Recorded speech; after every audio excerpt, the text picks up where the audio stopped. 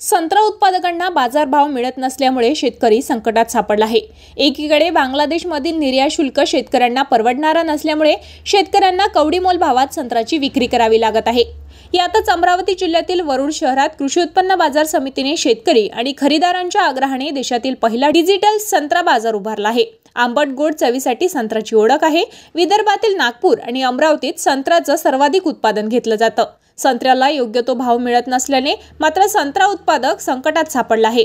तर दुसरीकडे बांगलादेशमध्ये विकला जाणारा संत्र्याला निर्यात शुल्क जास्त असल्यामुळे विदेशात शेतकऱ्यांना संत्रा विकायला परवडत नाही।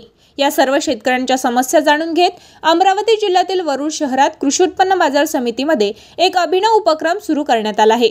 या ठिकाणी शेतकऱ्यांना संत्र्याच्या गुणवत्तेनुसार भाव ठरवला जातो। इतकंच नाही तर शेतकऱ्यांना 24 तासाच्या आत संत्र्याचे पैसेही दिले जातात। यासह शेतकऱ्यांनी आणलेल्या संत्र्याला डिजिटल मशीनमध्ये टाकण्यात येते। यामध्ये गुणवत्तेनुसार संत्रा वेगवेगळ्या ठिकाणी गोळा करून याच परिसरात व्यापाऱ्यांकडे संत्रा विकला जातो।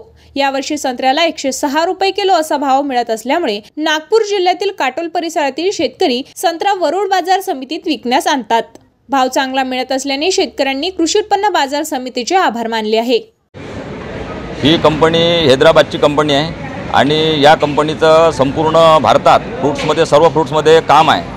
आणि याआधी 20 वर्षापूर्वी आदरणीय सन्मान्य नरेंद्रजी ठाकरे साहेब यावरती सभापती होते या कृषी उत्पन्न बाजार समितीचे। त्यावेळेस या ठिकाणी एक ऑक्शन पद्धत चालत होती, संत्र्याची लिलाव चालत होता। त्यामध्ये शेतकऱ्याला चांगला भाव मिळत होता, पण काही कालांतरानं ते लिलाव पद्धत या ठिकाणी बंद पडली आणि लिलाव पद्धत बंद पडल्यानंतर शेतकऱ्याची एक भावासाठी किंवा संत्रा विकण्यासाठी मारामार होत होती।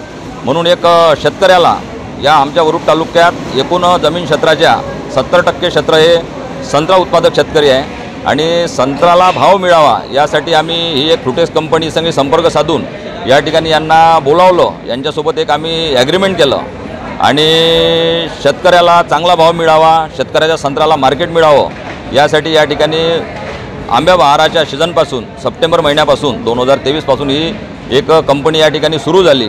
आणि या ठिकाणी सर्व तालुक्यातील शेतकऱ्यांनी जवळपास कोण 2 वेळा, कोण 3 वेळा, कोण 4 वेळा माल आणून चांगला या कंपनीला एक रिस्पॉन्स मिळाला।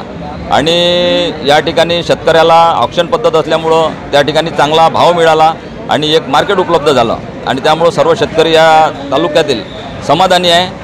आणि मार्केट उपलब्ध झाल्यामुळे त्यांना किती काही त्यांच्याकडून 10 कॅरेट असो, 50 कॅरेट असो, 200 कॅरेट असो संत्रा तोडून डायरेक्ट या ठिकाणी आणता येतो।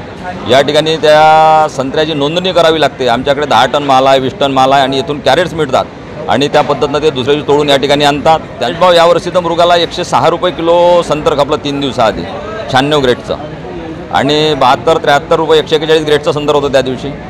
आणि भाव थोडंसं ऑक्शन पद्धत असल्यामुळे कमी जास्त चालू राहते। आणि बाहेरचे लोडर म्हणजे व्यापारी असतात, घेणारे काही स्थानिक व्यापारी असतात। जसा जसा ज्या राज्यात माल पाहिजे, ज्या देशात माल पाहिजे त्या पद्धतीने इथं मागणी होऊन या ठिकाणी संत्र्याला भाव असतात।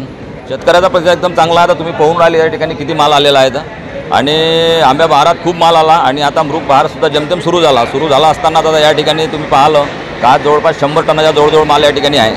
शेतकऱ्याचा पैसा फार चांगला आहे आणि शेतकऱ्याला 24 तासात पैसे मिळतो, भाव चांगला मिळतो, शेतकरी समाधानी आहे। AS न्यूज महाराष्ट्रासाठी अमरावतीवरून सहसंपादक रुपालीसह अनिल साखरकर।